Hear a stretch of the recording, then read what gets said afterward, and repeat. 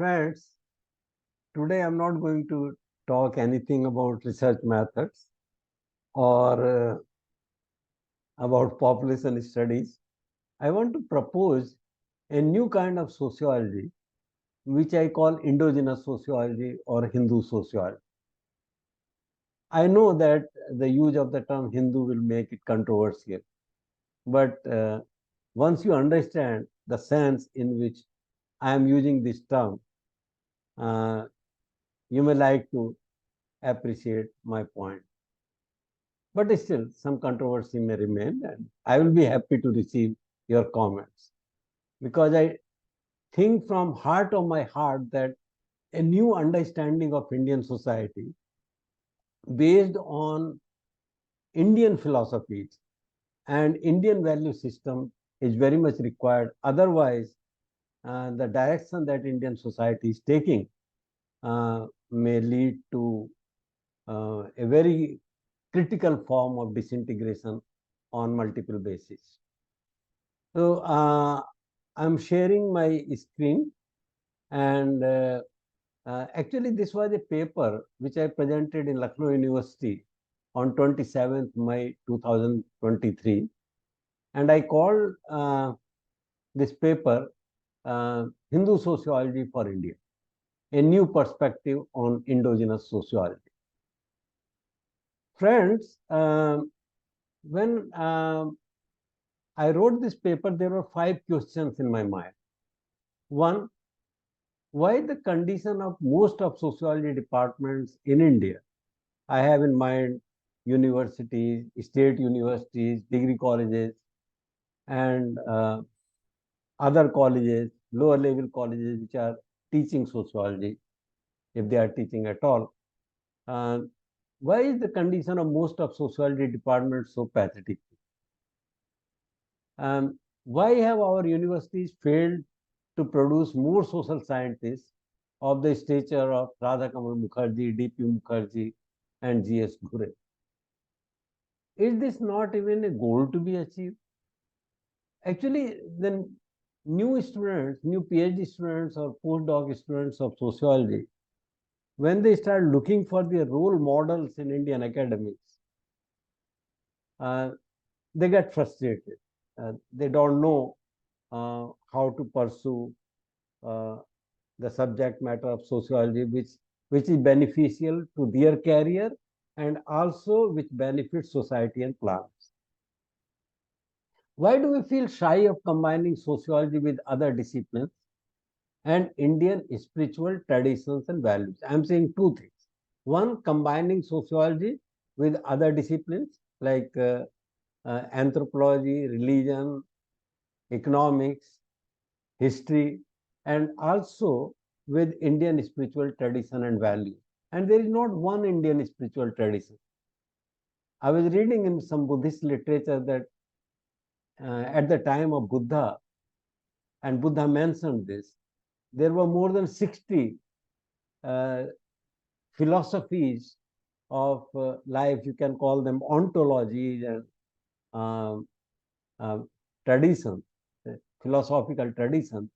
And obviously, Buddha said that the tradition that he is creating is the best. But that shows that India, for a very long time, has had multiple traditions in philosophy and also in social thought. Third question, why do Indian theoreticians remain politically silent when certain groups and communities are bent on destroying the framework of values and Indianism by adopting a fixed British colonial concept that solidify and essentialize the dynamic social reality? So, for example, uh, the British or American understanding of scheduled tribes. Now, America was a new country, and people from Europe and other parts of the world went there as colonizers and almost finished the local people and later on called them indigenous. And they, American and British people, when they looked at tribal situation in India or tribal communities, they also started thinking in terms of that the model of indigenous population that was applicable to America is also applicable to India. So they started thinking, and some of this was done deliberately so that their political and religious aims could be achieved. But should we continue that tradition? Why haven't we evolved a framework of combining endogenous knowledge system, justice, integrationist perspective, and the national interest? Why have we sociologists failed to show a new institutional framework based on Indian values, the value of samata, equality and harmony, and growth to democratic reform? Now, right in the beginning, I must clarify what, uh, what do I mean by the term Hindu. It's not political, it's not sectarian. For me, it's a term which is closest to internal or indigenous. And some examples I will give. In 1902, Praful Chand Roy wrote a book with the title A History of Hindu Chemistry from the earliest times to the middle of the 16th century. Then in 1914, Vinay Kumar Sarkar writes a book, The Positive Background of Hindu Sociology. And this was the first book that I read and that helped me in developing the concept of Hindu sociology. Al-Biruni, an Iranian traveler, 973 to post 1050 AD, used the term Hindu culture in his book Kitab Tarikh al-Hind. In Radha Kamal Mukherjee's paper, which was published in an American journal, and not many other sociologists can be distinguished for publishing papers in American Journal of Sociology or American Sociological Review. This paper of Radha Kamal Mukherjee was based on 1931 census, in which, if you read this paper carefully, you will see that the dynamics, social mobility, geographic mobility, environmental factors affecting caste was creating a new type of society in India, which he called Hindu. Means occupational groups erected the architecture of Hinduism. Now, today what we believe in, and this we believe in due to impact of Western sociology, that Hinduism creates caste. Actually, it is the dynamics of caste relationship, caste migration, caste and environment relationship, caste and politics interaction, interplay between caste and economic development that created, according to Radha Kamal Mukherjee, at least this is my understanding of this paper, that created something called an architecture of Hinduism. The term Hindustan was in use for a long time. In 1878, a Chennai-based weekly was started with name The Hindu that became a daily newspaper in 1889. Why Hindu sociology? Because this sociology would be rooted in philosophical traditions in India. The present sociological practices are rooted in Western paradigm. Indian sociology was developed mostly by Western theories. All the time when we talk about theories in our classes, BA, MA, PhD, we talk about all Western sociologists, starting from social anthropologists or functionalists to postmodern theories. And this was used by Westernized academicians in India. And academicians having PhD degrees from Western countries hold a higher position in Indian academics than those who hold PhDs from Indian university. It does not do justice to Indian reality as experienced by Indians, and this includes Indian academicians like you and me. The kind of sociology that I read in sociology texts and the kind of society, social experiences that uh, I have no match. I, I read something and I feel something else. My experiences are different. My reading is different. And we tolerate this. Uh, then the Western sociology has created unresolvable crisis in India and led to perpetual conflicts based on gender, caste, religion, and many more. The kind of sociology, Hindu sociology that I aim to develop uh, is not communal, rather, it provides a critique of communal kind of politics in India and the wrong notions of Hinduism that certain political parties have. I am hoping for developing a framework of sustainable future, equality, based on equality, integration, and cyclical, that is non-exploitative model of development. Now, first question which will come to anybody's mind, that if we uh, do endogenous sociology, where do we start from? So I would recommend that you start reading the works of Vinay Kumar Sarkar, the first economist who coined the term Hindu sociology. Then Radha Kamal Mukherjee, then Sri Lankan writer Anand Kumar Swamy, A.K. Saran, K.N. Sharma, G.S. Ghure, M.N. Srinivas, Louis Dumont, and writings of Sri Aurobindo, M.K. Gandhi, B.R. Ambedkar, and Ram Manohar Lohia. They will guide you. These writings will guide you to develop your own concepts of Indian sociology. Now, I feel that there are certain traps in which we are. Uh, One, colonization of mind, leading to rejection of self. Reading, rereading, teaching of sociology developed by uh, outsiders, British, British, Americans, Europeans, uh, nowadays with postmodern uh, flavor. Uh, Reading of these people and applying their concepts to Indian society, that has led to colonization of mind. Means we have started thinking that only one kind of thinking, which is Western, which is European, is correct, and all other modes of thinking, uh, especially the modes of thinking prevalent in India, are wrong. So there is a dissonance between what we learn in society and what is taught to us in schools and colleges on every issue. I find this is happening on every issue.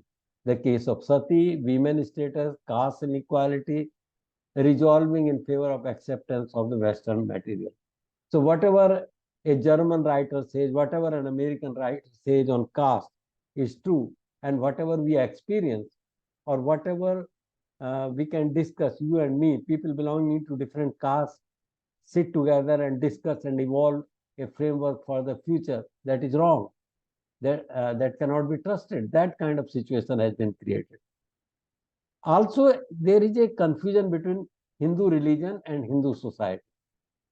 Acceptance of the inevitability of the basic model of development and consequent inequality. That globalization is okay, modernization is okay, postmodernization is okay. We are entering the age of service. We are entering the age of artificial intelligence, and this is the only and unavoidable model of development. Nothing else can. Urbanization, industrialization, artificial intelligence, computer. This is something which is unavoidable.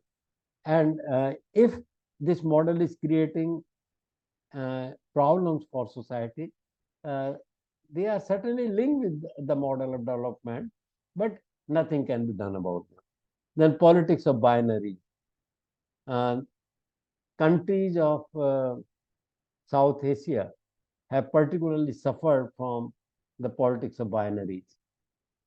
Uh, I and others, we and others. Now, basis of we may be different. It may be caste, it may be gender, it may be class, or it may be the religion, community, or region, or language. We and others, always intense conflicts, no common meeting point. A big gap between academics and planning process. So planners think that academicians have nothing to offer, and academicians feel isolated that their research findings are not paid heed to. Now, I will give you some examples to support my points. For example, sati. Now, you have all read, and most of you believe that sati was practiced in India. It is part of Indian social structure, and it was only the British people who drew our attention to this heinous crime. Let me tell you that there is no concept of burning wife on the funeral pyre of husband uh, in Indian philosophy or in Indian society. Uh, Actually, sati, there are 10 Mahasatis in Jains. If you read literature on sati, Jain literature, Hindu literature, they are protectors of their husband. They are chaste, powerful, knowledgeable. They are teachers and nuns. They are power behind their husband. For example, Jalandhar, a demon, could not be killed um, because his wife was a sati. Savitri, Sati Savitri, she did not die when her husband died. She saved husband from the Lord of Death. She was so pure. She was sati, and her pinas, her tapasya, her tap uh, forced um, the Lord of Death to give life to her husband. Anusuya. Anusuya could turn Brahma, Vishnu, Mahesh to infants. Actually, it was a remarkable finding for me when I read um, Mahabharata and Ramayana, or now I'm very fond of Ramcharitmanas now. That there is no mention of widow Sati in Mahabharata or Ramcharitmanas. There is only one case, and that is of Madri. But that case is very different because uh, Madri commits uh, suicide. I would say suicide, not sati in that sense, because she feels that she was responsible for her husband's death. Otherwise, there is no. When some warrior dies, and in Ramcharitmanas and in Mahabharata, so many great warriors die, ordinary soldiers die. So the positive character like Lord Rama or Lord Krishna will give jnana, wisdom, uh, or light of Vedanta to them. What is life? What is death? What are duties? Uh, and they do not commit sati. After that, they start living a normal life. As a matter of fact, one of those who committed something similar to sati was a male in Ramcharitmanas. Sarbhang. He's a male who commits sati. And Shabri died. Shabri commits sati not because her husband died, but because her desire of meeting Lord Ram were fulfilled. Similar, the case of women. Many outsiders have said that Hindu religion promotes patriarchy, and what can be far from truth than this thinking. As a matter of fact, as compared to other world religions, women's position in uh, India was always than better and equal. Though, as in any other agricultural society, the division of labor was largely based on gender. So, you see, you have when you say that 100 years ago, 500 years ago, 1000 years ago, this happened in India, you have to compare Indian situation with situation of other societies at that time.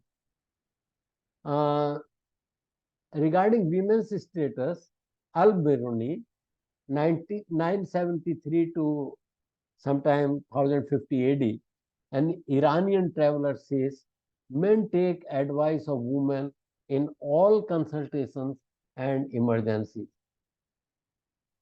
So, 1300 years ago, an Iranian traveler is saying about Indian women like this. And if you, even today or at any point of time, if you compare position of women across religions, you find that among the major world religions, women in Hindu religion have the highest status. And in among scholars, among warriors, uh, among priests, among writers, intellectuals, philosophers, you find presence of women in a sizable number. The next and perhaps a burning or a controversial issue is that of caste. Now, I would say that caste is not a part of Hindu religion. Actually, it is a manifestation of decline of Hindu civilization. This is a position that some German sociologists, German Indologists have maintained, that caste is not a part of Hindu religion. Rather, it is manifest. Caste got solidified when Hindu religion started decaying in India. Actually, in Hindu religion or in Hindu society, it was Varna, and Varna is occupation based. In Shukra Niti, the author says that Varna is occupation not based on color or ancestors.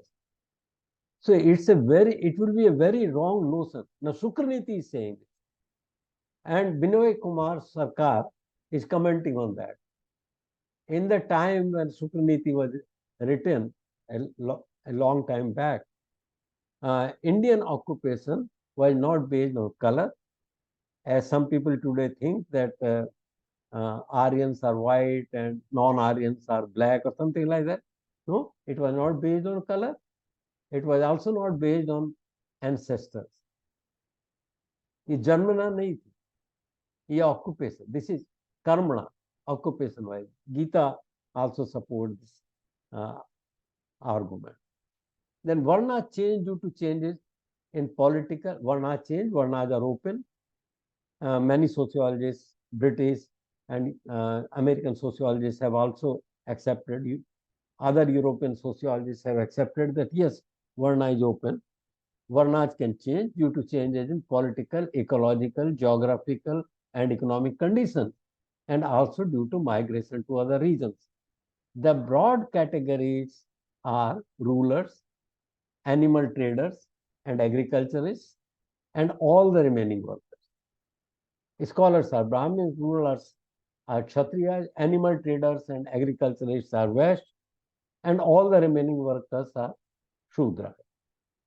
Al-Biruni observed that the system was very similar to those prevailing in other societies at that time. Al-Biruni obviously was interested.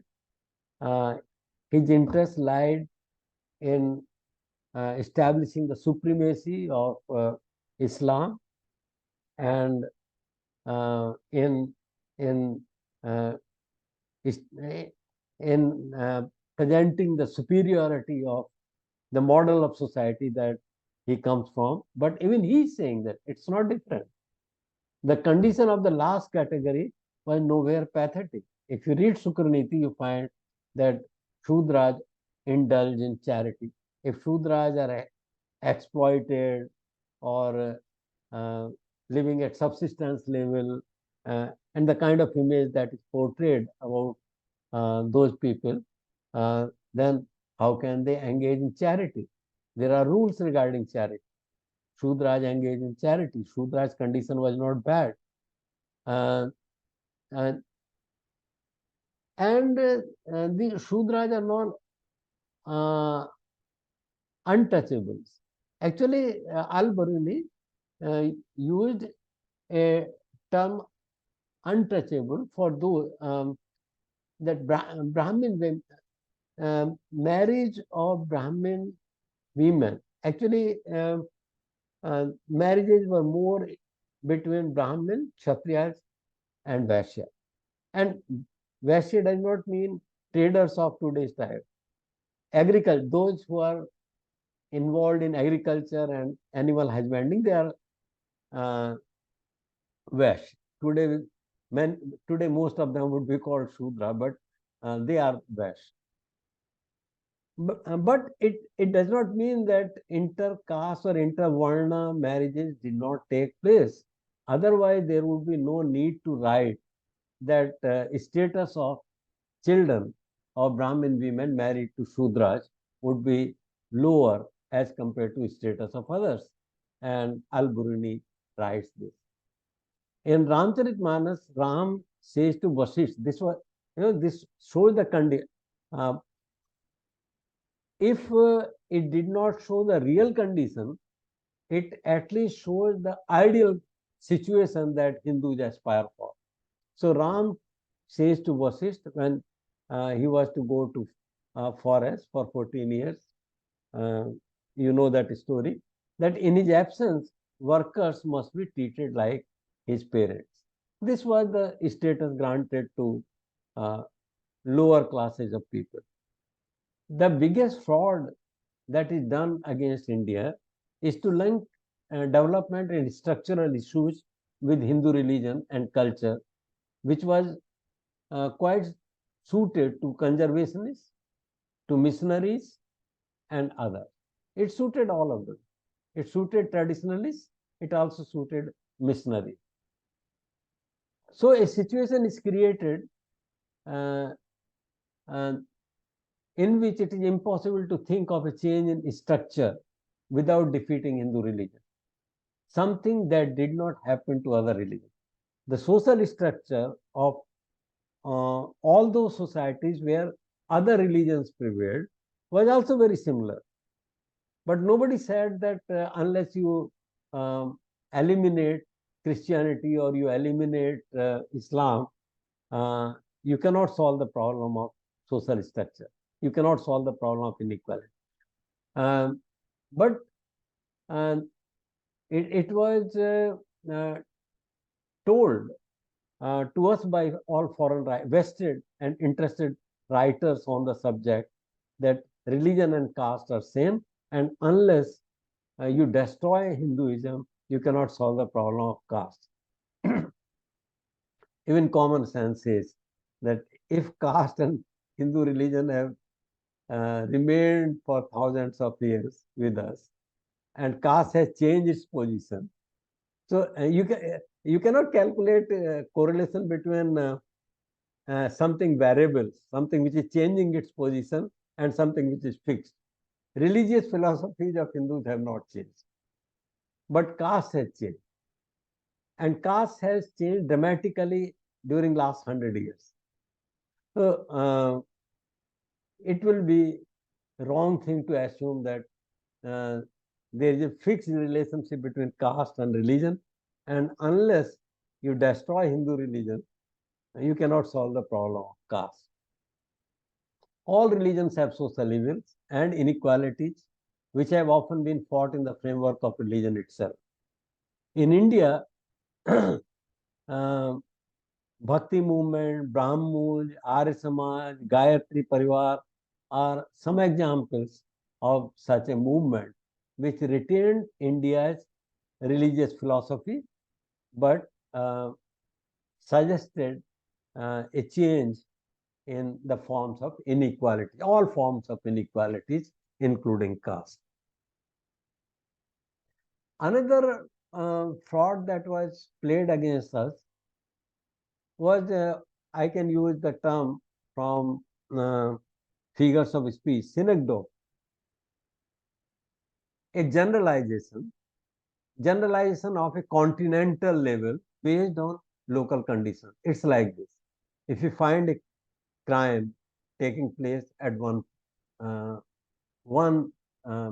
place, say, female infanticide in a village in Bihar, you start saying that it is part of Hindu religion.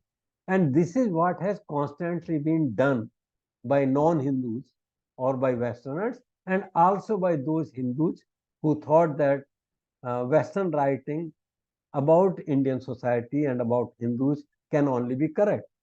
And they are not at all linked to their interests of administration, interests of convergence, interests of imperialism. Uh, and we ignored these things and assumed that whatever any Western writer writes on India, on caste or gender, can only be correct.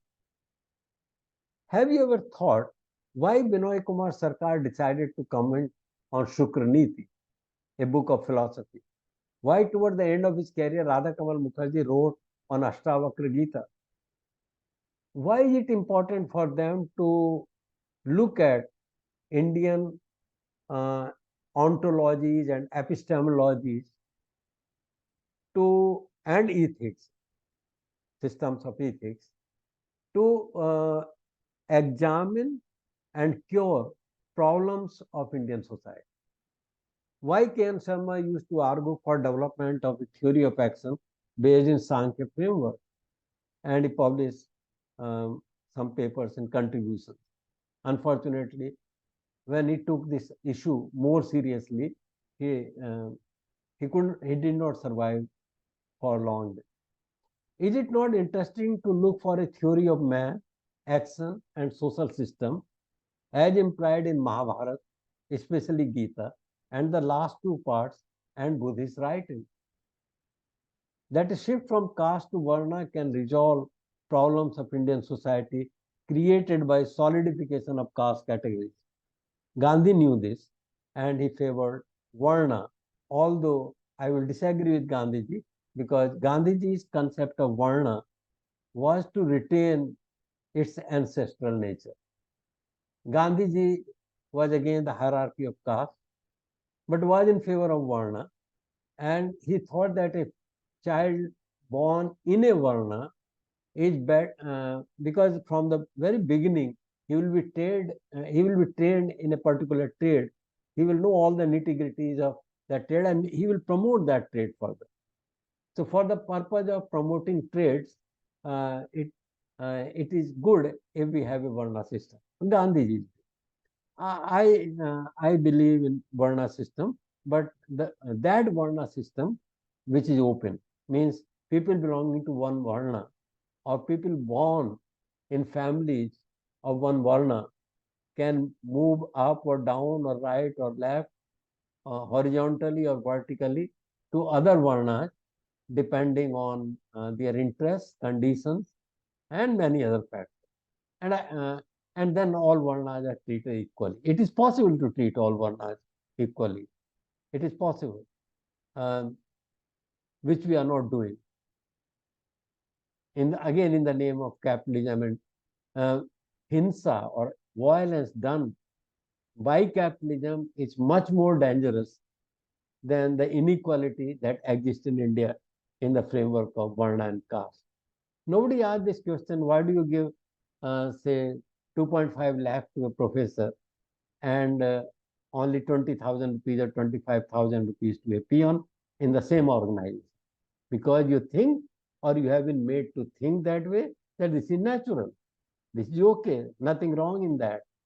But even slightest differences of lifestyle between varnas and castes which prevailed 1,000 years ago are enough for you to attack the caste system or to attack the varna system.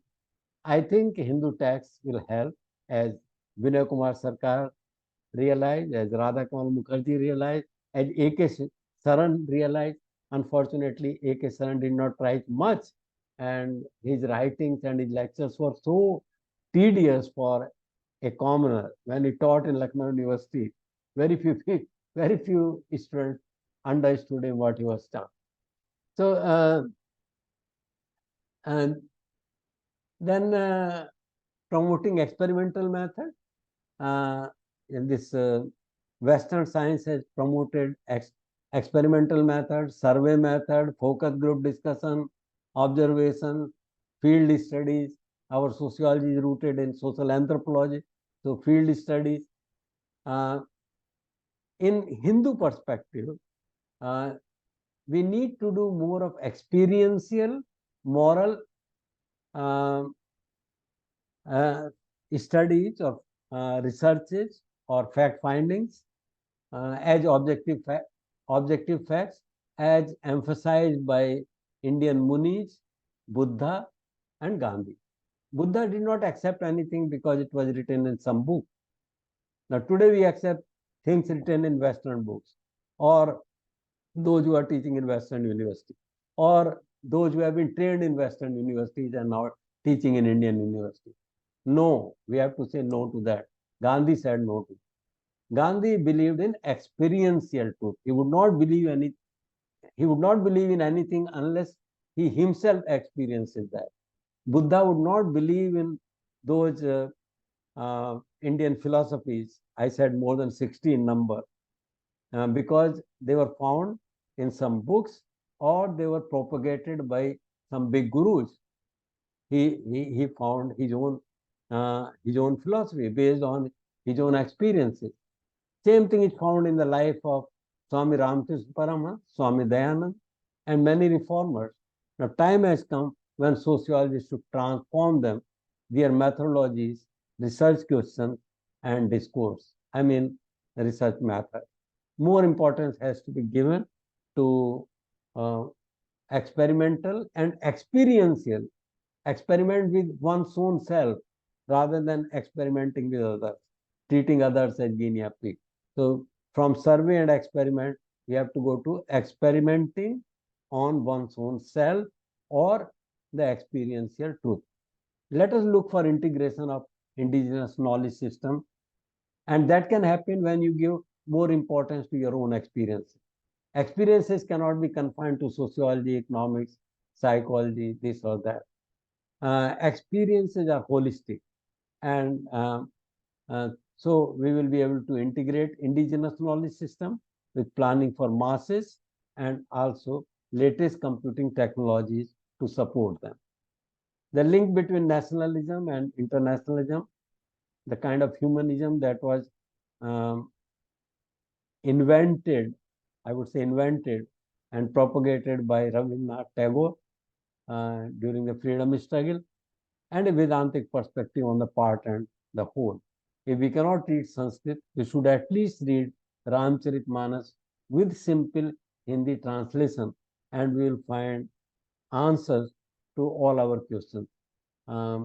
P.C. Joshi, a Marxist sociologist, said that institutional theory of Indian socialist planning, we should explore that type of what type of institutions are favorable to the growth and development of socialist pattern and which are blocking change, innovation and investment and preventing the more dynamic socialistic forces of the new age from asserting themselves.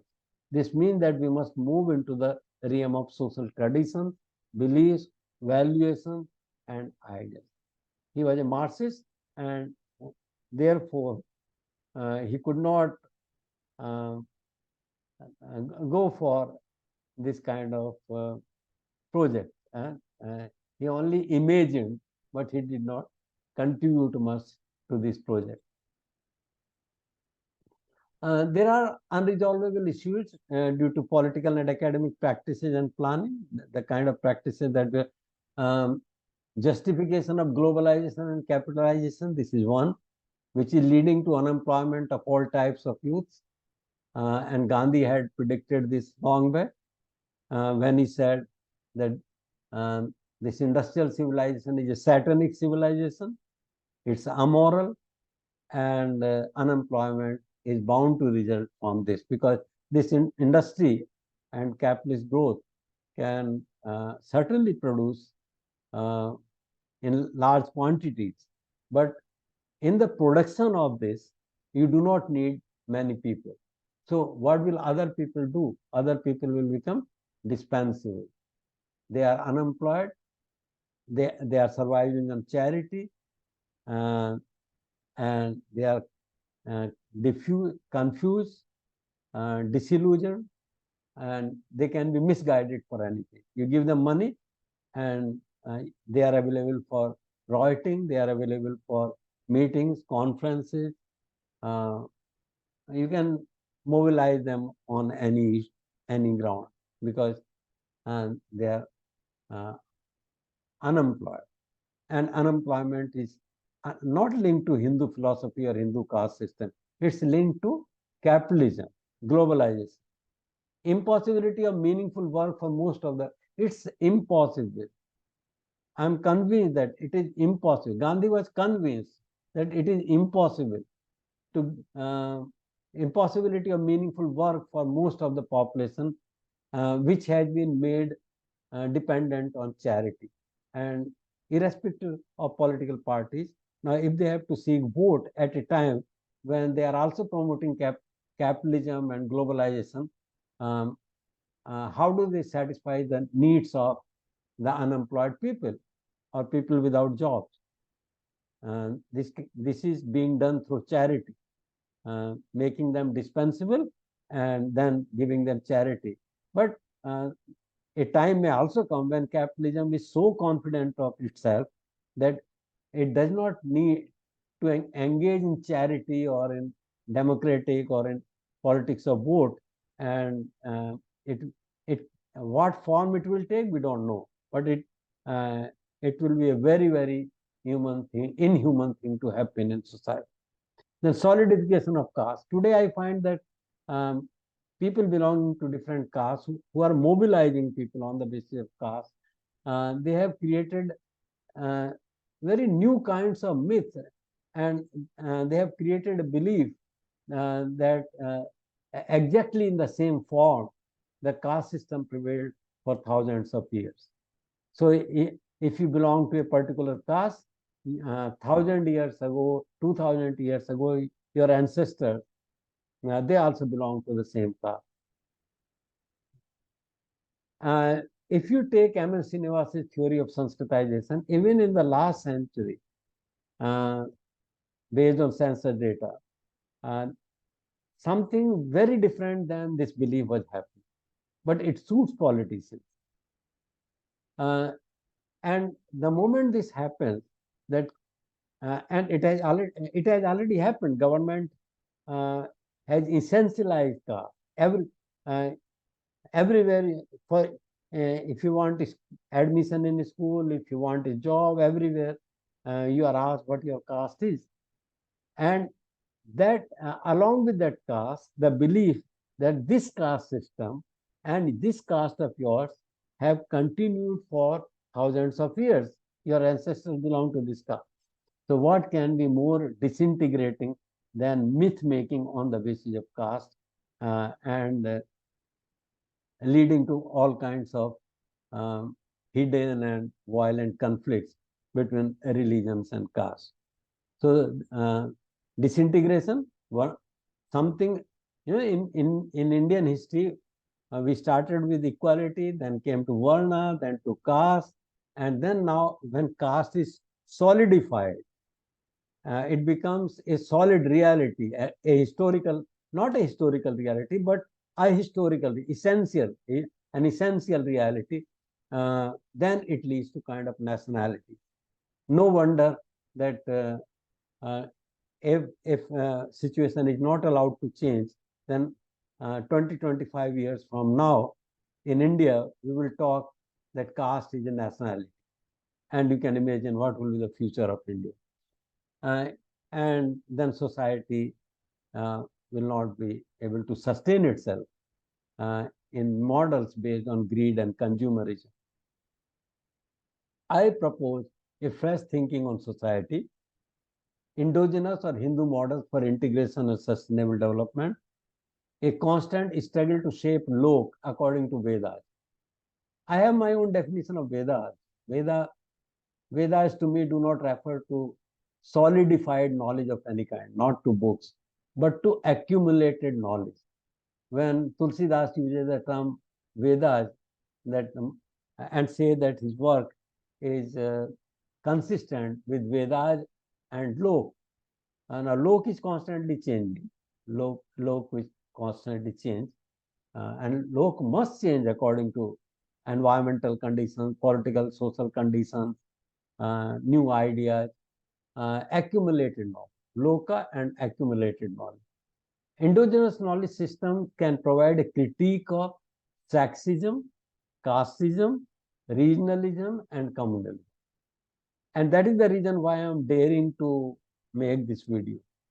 To me, building Hindu sociology uh, will be to provide a critique of so-called Hindu politics or casteism, sexism, regionalism, communalism that our political parties are encouraging us to follow. Of course, I understand that if there is endogenous Samudra Manthan as a connection between Indian tradition, present, and sustainable future, there will be good things and there will also be some bad things. But this Manthan is very much needed. We need to move from ascription to occupation. And how can you move to openness, equality, non-hierarchical nature of society if you want to retain a solidified concept of caste? So I would say that sociologists must analyze more of occupation rather than primordial loyalties or caste or varna or kinship. Our focus has to be on occupation. I would even say that in policy making also, or in policies of protective discrimination, uh, which is commonly called as reservation, occupation should be given more importance. And what I'm saying was so obviously said by Radha Kamal Mukherjee. He wanted us to focus on human interests rather than identities such as Hindu or Muslim. Once the identities are solidified and no common framework can resolve the problems of more than. Also remember that castes are not four. Or today, uh, maybe after 10, 15 years, when you ask uh, a 15, 16 years old child who has some education of school, and you ask, how many castes are there in India? You ask her, see, how many castes are there in India? Then he or she will tell, and we have a number of castes, general category, OBC, SC, ST, and minority. Then we have 5 castes. This is what I mean by solidification. And if you are looking for equality in this framework of solidified caste, you will never achieve equality. What can reservation do to 5 to, we do not have 5 castes. The general SC, ST, OBC, and minorities, these are not 5 categories. We have 5 to, nobody knows exactly how many castes we have. We have 5 to 10,000 castes. Today, demand for reservation for more backward in the category of other backward is there. It's a very powerful voice. But actually, within those categories also, there will be categories. How will you practice a roster system for 5,000 castes? We have to go beyond this. And this is one of the aims of Hindu sociology, which I learned from Radha Kamal Mukherjee, that if you want to develop a new sociology based on principles of equality, non-hierarchy, non-exploitation enshrined in Indian philosophies, that can be done only by promoting studies of occupation and by treating unit of analysis for the purpose of justice, occupation, nothing else. Nobody will say that we should not have justice.